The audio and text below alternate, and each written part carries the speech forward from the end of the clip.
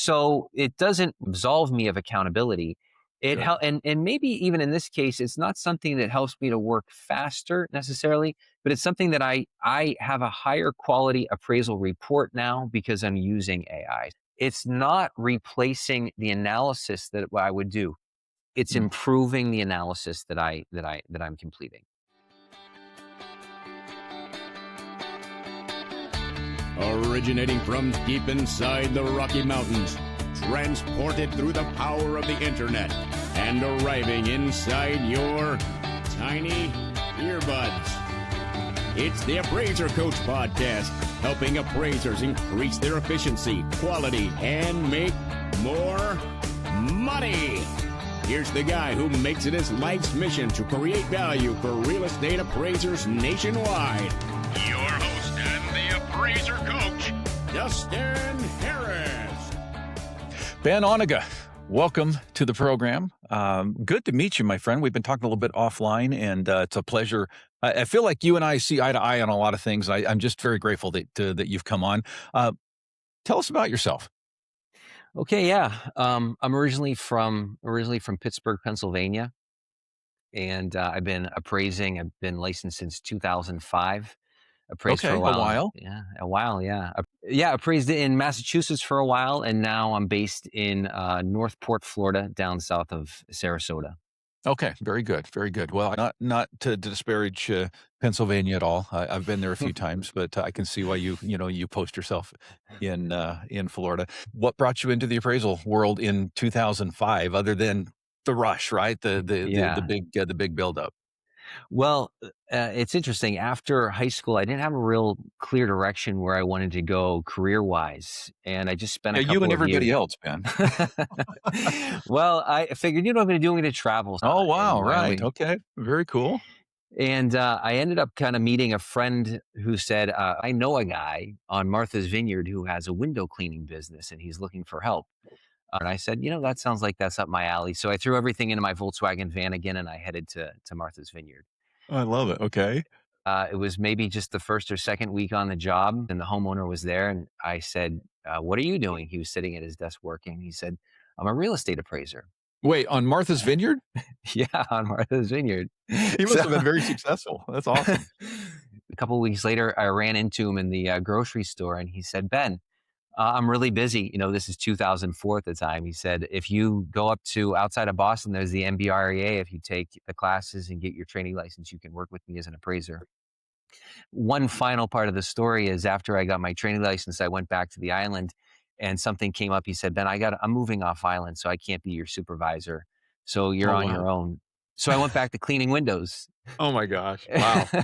And why not? yeah. What else am I gonna do? That's the natural flow, right? Yeah. So it was probably the second week back to cleaning windows. I was in a home and a guy was there at his desk. I said, what are you doing?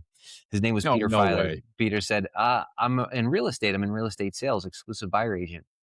I said, I'm a licensed trainee appraiser without a supervisor.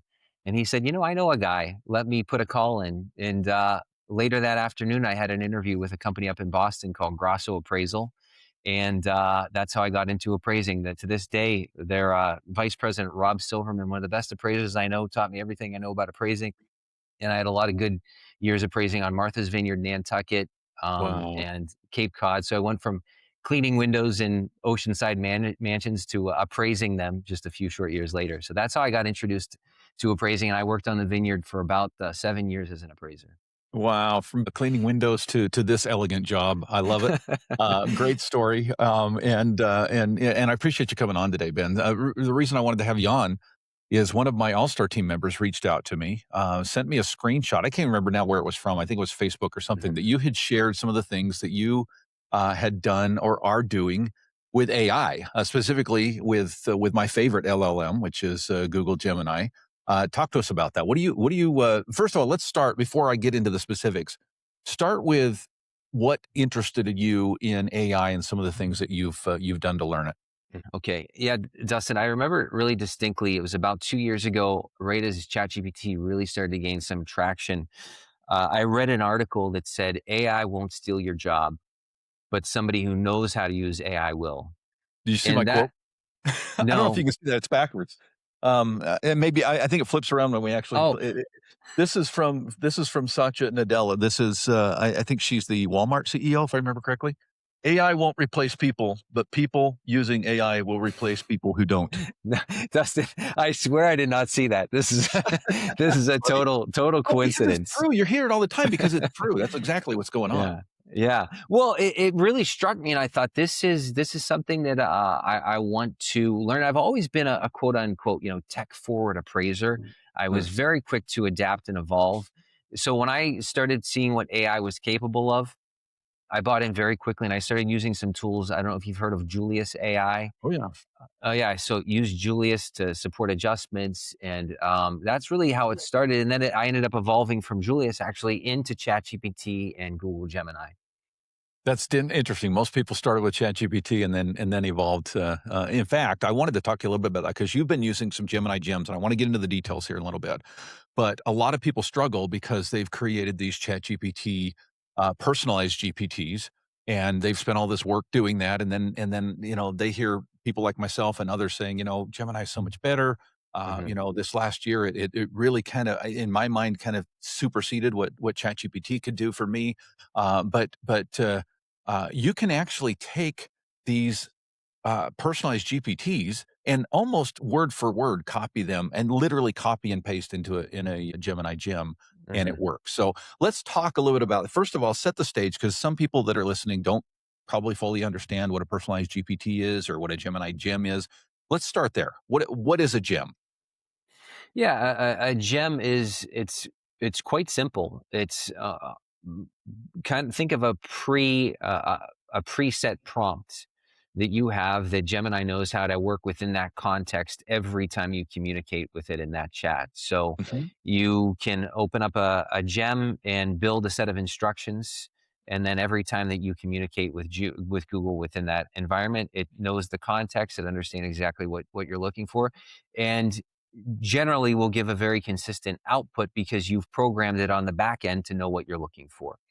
It's essentially the same thing as a custom GPT. Mhm. It's just obviously within the Google Gemini environment. Yeah. Yeah, I sometimes describe them as apps. I know that's not a perfect analogy, but Hmm. they're AIs that are programmed to do a certain thing.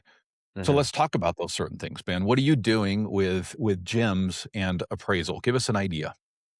Yeah. So when I originally started with ChatGPT, I had kind of a one size fits all custom GPT, which was I called my appraiser assistant. And it Okay. worked really well. I would communicate with it to help me derive adjustments, to write narrative for my addendum.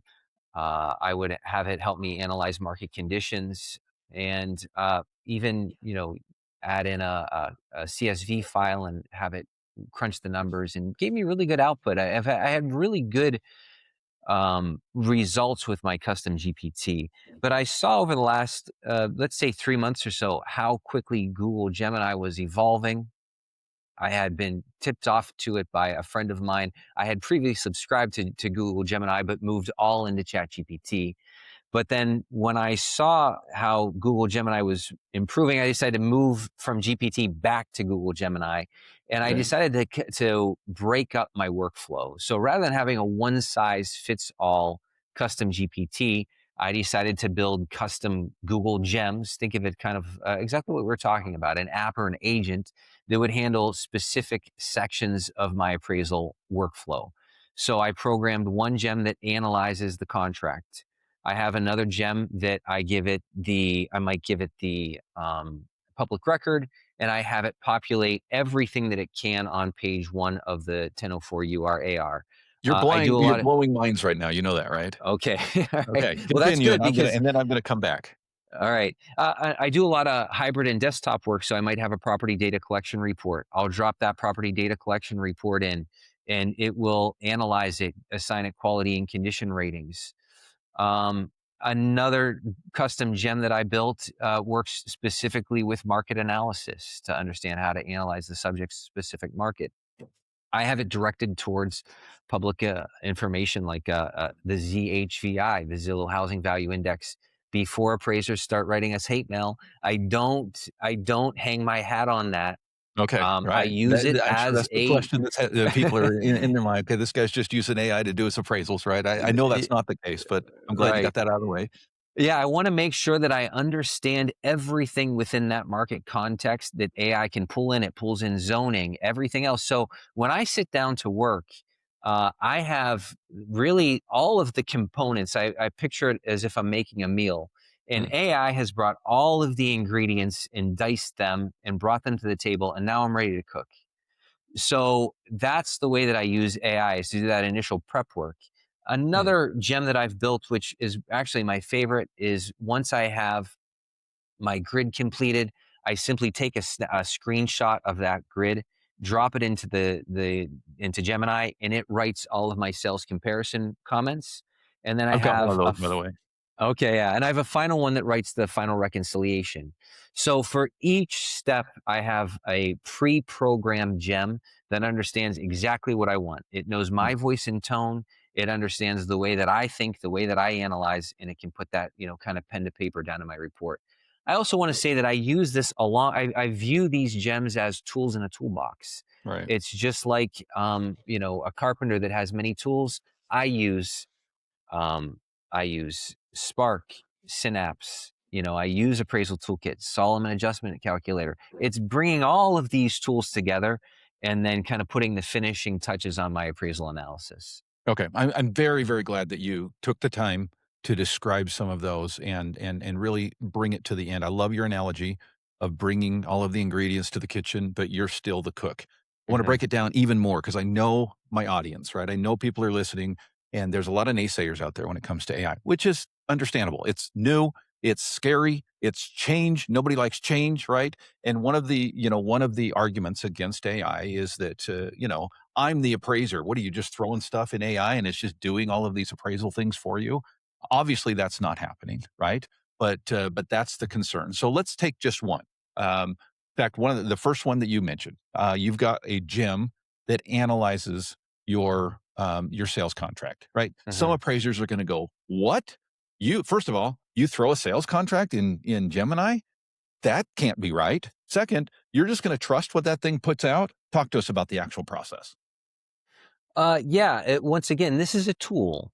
So I analyze its output on the contract. And frankly, quite often it might catch something in the contract that I missed. Mm, This week, I ran it through and it caught some personal items that were part of the contract that I had missed. It's a 15-page contract. And as right. I read through it, I missed it.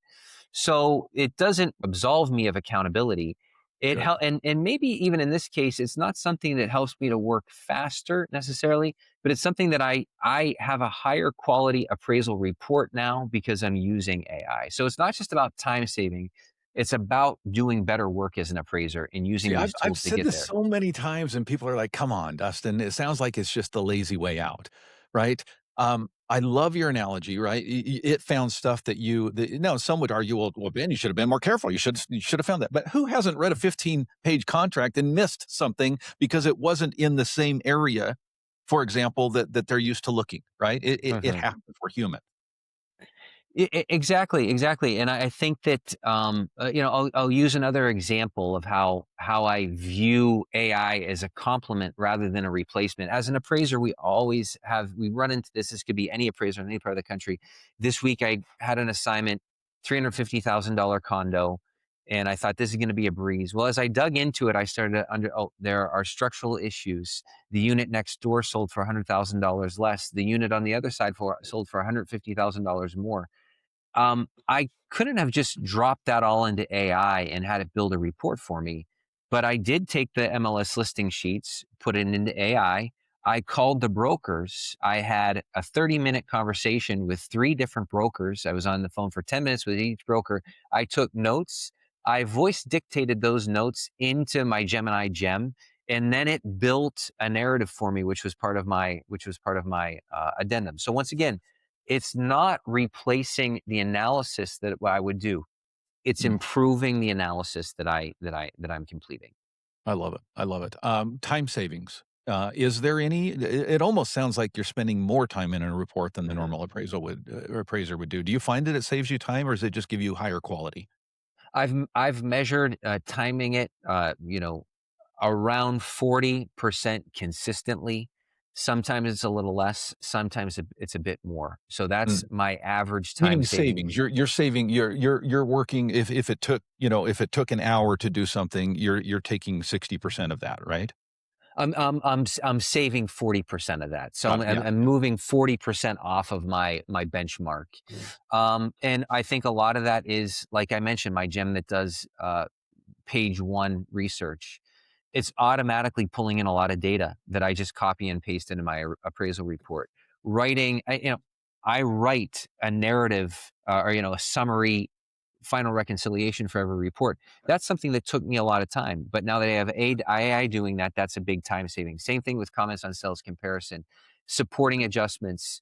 Yes. So in all of those areas, I'm saving a little bit of time. I add it up and it's about 40% per report. Awesome. We're talking with Ben Onega of Florida. When we get back, Ben, I want to play a little bit of the devil's advocate, if you will, and bring up a couple of other fears that I hear from others and help us to dissuade those a little bit. But first, I want to pause and remind you of a couple of the sponsors here on the program. Of course, TrueTracks being one of them. Ben talked about some tools that he uses, not just AI, but other things that help us to be more effective, more efficient, to help support adjustments. Folks, TreeTracks is all of that. TreeTracks is the ability to be able to analyze your market, to analyze your sales, to analyze your adjustments, to help to describe what those adjustments are, what they're doing. It is a wonderful tool in the toolkit, and you can find out more by going to their website at truefootage.tech/tools. It's truefootage.tech/tools. And by the way, at your checkout, use the coupon code AppraiserCoach. That's one word, capital A, capital C, AppraiserCoach, and you get not just the 2 weeks that they give people for free, but an additional 4 weeks. So 3 times that, 6 weeks free to check it out. We're also sponsored, of course, by OREP Insurance. OREP is my E&O of choice. It should be yours as well, folks. Here's why. They are not just an insurance company. They are an insurance broker. And by the way, they're an insurance broker who knows their clients, who shops around and gets you the best price and the best coverage. You won't get that anywhere else, not to mention all of the benefits that come with OREP Insurance. You can find out more by going to their website, which is OREP. That's OREP.org.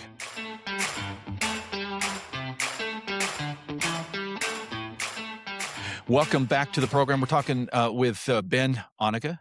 Ben, welcome back to the program. I love some of the things that you're doing with AI. I still have to play a little bit of the devil's advocate here because it's changed, because it's new, because it's different. I mean, if we were talking about the 3.6, there would be this element of fear, element of change. Do we really want to go here in AI? Just take that to the next level. Okay. So you're talking about time savings. You're talking about better quality. Okay. What about the appraiser who's saying, yeah, I think you're relying too much on technology, Ben?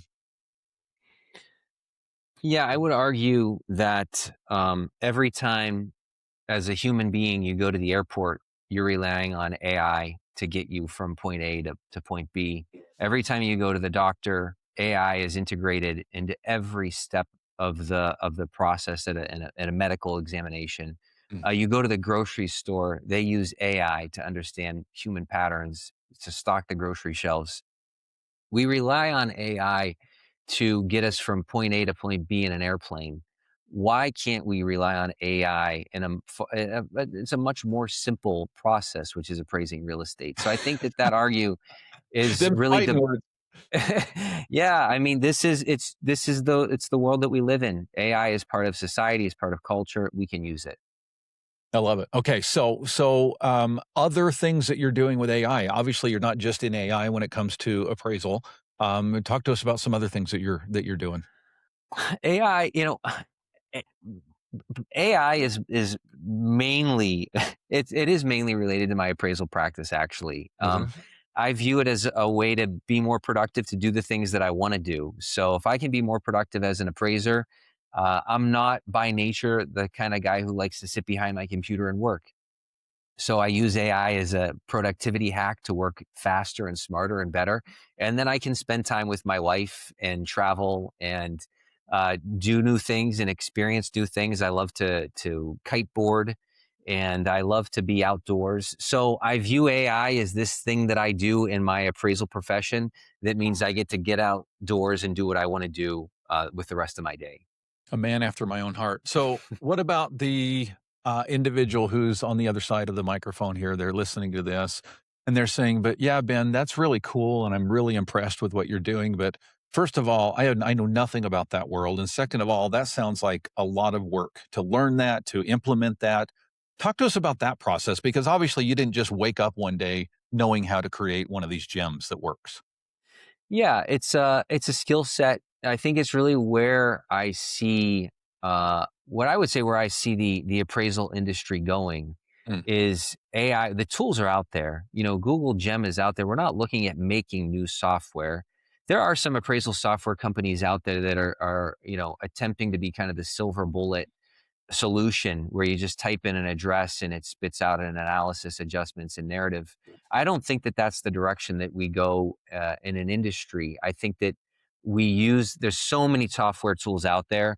Some tools might be appropriate for your market, but they're not appropriate for my market and vice versa. So it's mm, finding the tools that work within your market and educating yourself on how to use what's out there. You mentioned True Tracks. I love True Tracks. mm. Learning how to use True Tracks effectively, there's a buy-in. You Yep. need to spend a few hours, maybe watch a few videos on YouTube, but once you get it, you can see that True Tracks is this unbelievable tool. I think it's the same thing with whatever you want to use, whether it's Google or ChatGPT. You learn, okay, this Gemini, this gem or this custom GPT didn't give me the output that I wanted.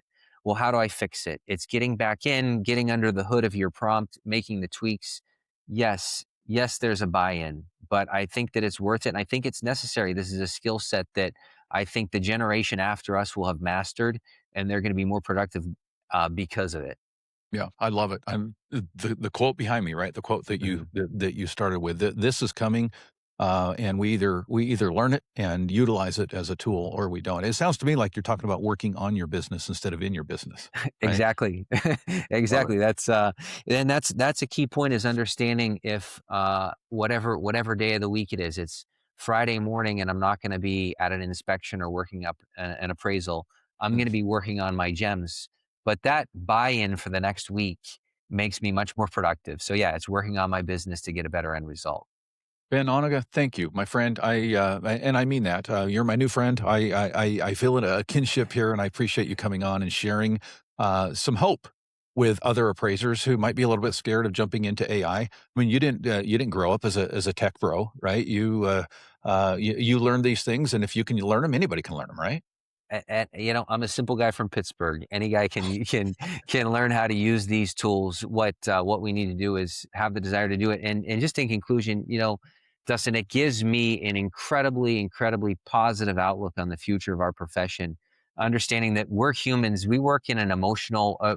The real estate market is emotional. It's imperfect. You can't replace human judgment, but you can supplement it. You can make it better by using AI to help you get to the right place. So I'm really personally super excited about the future of our profession and where we're headed. Thanks so much for having me on. I really appreciate receiving the invite. Thank you, friend. We'll talk soon. We'll see you. You've been listening to the Appraiser Coach podcast with Dustin Harris. If you like what you hear, please give us a 5-star rating and post a short review on iTunes. For more in-depth insider information on how you can make more money as a real estate appraiser, visit TheAppraiserCoach.com and sign up for the All-Star team today. Thanks for joining us. And now, get out there and create some value.